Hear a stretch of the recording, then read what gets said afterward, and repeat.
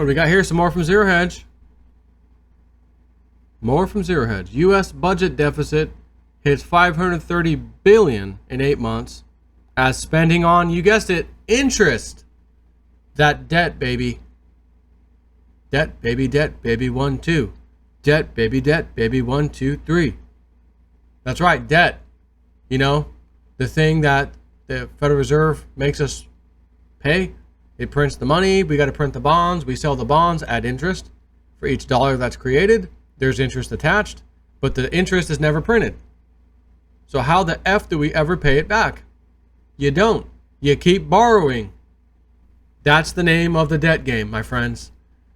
The controllers of this planet and all the central banks, Rothschilds, etc., that's their system. And that's the way, they like it. But Donald Trump's in charge. And I think we might see some real interesting things happen over the coming years with that. But for the time being, he don't mind spending. Maybe he knows at some point it's all going to implode, and we've already got a plan in place. Them, that is, the government, Donald Trump and friends. So you know what? Let's print the hell out of it. Let's go ahead with these high budget deficits and let's roll. Good times are right around the corner, But until then, we need to focus on an article like this one. The U.S. is starting to admit that it has a spending problem. What was that old country song? I got a drinking problem. We got a spending problem. According to the latest monthly Treasury statement, in May, the U.S. collected $217 billion in receipts, consisting of $93 billion in individual income tax, $103 billion in Social Security and payroll tax, $3 billion in corporate tax, and $18 billion in other taxes and duties, which is a drop of 9.7% from the $240 billion collected last March, and a clear reversal from the recent increasing trend. Even as federal spending surged, rising 10.7% from $328.8 billion last March to $363.9 billion last month, where the money was spent on Social Security, $83 billion, defense, $56 billion, Medicare, $53 billion, and interest on the debt, can't forget that, $32 billion. How would you like to have, again, that's just that 1 month, I guess, right? What could our country do with an extra $32 billion? Because that money, that interest, isn't even necessary for our country to function. It doesn't even have to be used at all. The government can, again, Bill Still's video, The Secret of Oz. I guarantee you can find it online, the full thing. The Secret of Oz. You print the money, no interest attached, nothing of the sort. You just print, the government prints the money it needs to function, and that's it. That goes to federal payrolls, local government payrolls, taxes, right? All the taxes go away. Driver's license fee, no such thing. Property tax, can't pay my taxes, they're going to come steal my house. Nope, don't need that either. Private property is actually private property. It's yours. Ownership is actually ownership. But they got to have their tax money. These banksters got to have their tax money. Because at the end of the day, those rich families are the ones who hold all those bonds, most of them. And they want their money. It's our money and we need it now. 877 cash now. The surge in spending led to a May budget deficit, of $146.8 billion, above the consensus estimate of $144 billion, a swing from a surplus of $214.3 billion in April, and far larger than the deficit of $88.4 billion recorded in May of 2017. This was the biggest March budget deficit since the financial crisis. Quick look surprised. The May deficit brought the cumulative 2018 fiscal budget deficit to over $531 billion during the first 8 months of the fiscal year. As a reminder, the deficit is expected to increase further amid the tax and spending measures and rise above $1 trillion. The red ink for May deficit brought the deficit for the year to date to $532.2 billion. Most Wall Street firms forecast a deficit for fiscal 2018 of about $850 billion, at which point things get worse. As we showed in a recent report, the CBO has also significantly raised its deficit projection over the 2018 to 2028 period, 10-year period. But while out of control government spending is clearly a concern, an even bigger problem is what happens to not only the U.S. debt, which recently surpassed $21 trillion, but to the interest, as I said, the interest on that debt in a time of rising interest rates. Or are we going to find ourselves backing off again? And if we back off, there's certain things within our society that need those higher rates. The savers, some of the pension funds, they like a nice higher interest rate. So it's a double-edged sword. Damned if you do, damned if you don't. As the following chart shows, which we'll take a peek at, interest payments are already rising rapidly and just hit an all-time high in quarter 1, 2018. As you can see, this is from 1990. Here we go. Not looking too smurfy. Interest costs are increasing due to 3 factors. And again, as long as well, let's see what they say. An increase in the amount of outstanding debt, of course, higher interest rates, and higher inflation. So yeah, so we're adding more debt. So even if the interest rate stayed the same, we're going to owe more money because we have more debt owed. However, we get a double whammy. Not only are we adding more debt, we're raising rates. So we're raising the rates while the debt itself is rising. Double whammy. And again, this is money that doesn't need to go out of this country to rich oligarchs in other lands. This is money we could use right here at home. Dismantle the effing Federal Reserve System. That's the solution. Congress, you get to print the money and set the price of it, as the Constitution states. Go for it. And remember, Trump has hinted about the gold thing, backed by gold and all that. So I think, don't you worry, child. See, Trump's got a plan for you.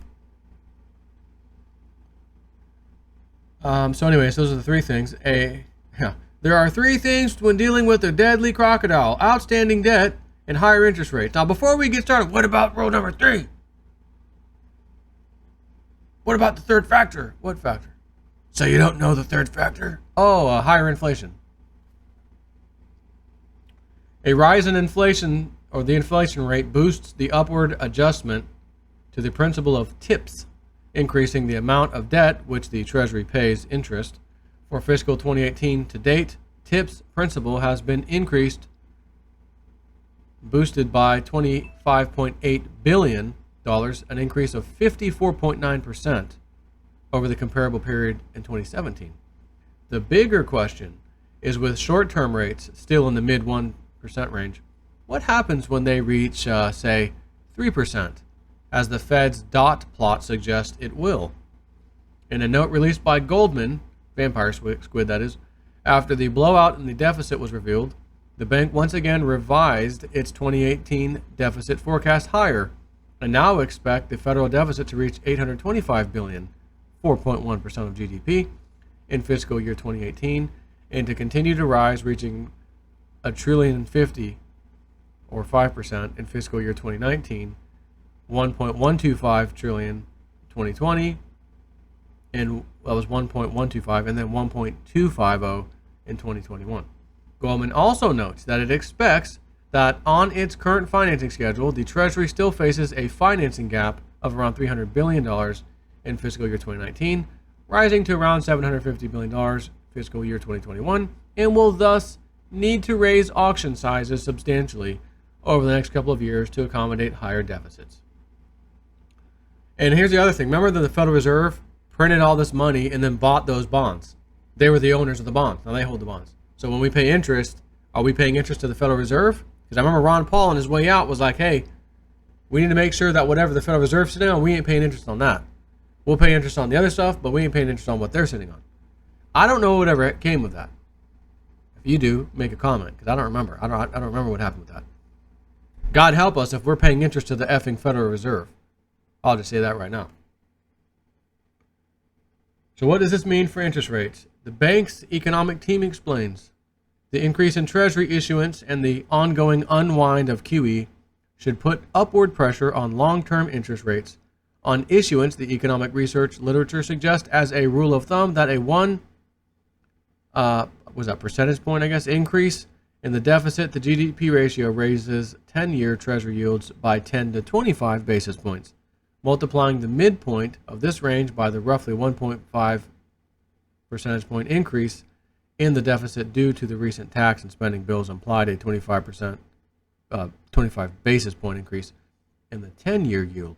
On the Fed's balance sheet reduction, our estimate suggests that about 40 to 45 basis points of upward pressure on the 10-year term premium remains. So about almost 0.5%, I guess. And here a problem emerges, because while Goldman claims that the deficit path is known to markets, but academic research suggests that these effects might not be fully priced immediately, the balance sheet normalization plan is known too, but portfolio balance effect models imply that its impact should be gradual. The bank also admits that the precise timing of these effects is uncertain.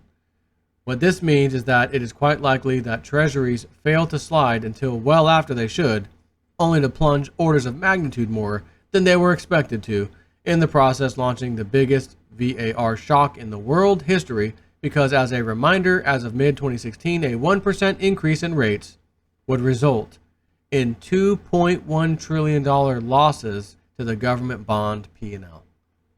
1%. Meanwhile, as rates blow out, U.S. debt is expected to keep rising and somehow hit $30 trillion by 2028. Think about that. $30 trillion debt by 2028. 10 years. Just like the last 10 years we dealt with. Think financial collapse, 2008. That time period from then till now.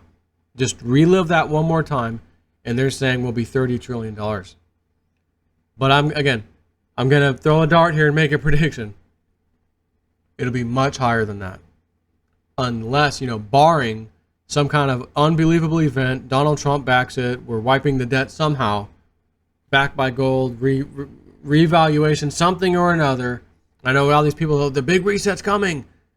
Just saw some lady. The reset, I've got data that suggests it's this weekend, last weekend. No reset coming. And Michelle White Dove tends to think you'll be hoping, sitting on a hope and a prayer. It ain't looking too good with the whole reset thing. But yeah, there needs to be some way to deal with this. What do they have in store? We'll have to find out. But usually there's severe pain, financial pain, and potentially other pain for all of us before they finally make the decision. Why? Because governments are always, by human nature, honestly, reactive, not proactive. We're not going to proactively do that. We're going to react to these conditions that just happened. We didn't see them coming. We didn't know this was going to happen when really they did. But now we're going to act on it.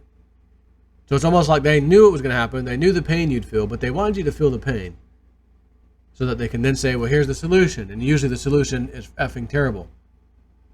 But we got a guy like Trump in charge. And that's why I think it might be different this time. But when? What's it going to be? Remains to be seen. That's why I still like having my precious metals, my silver. And I like having my cryptos for that nice rainy day that I think is coming a little sooner than we all think. Take care.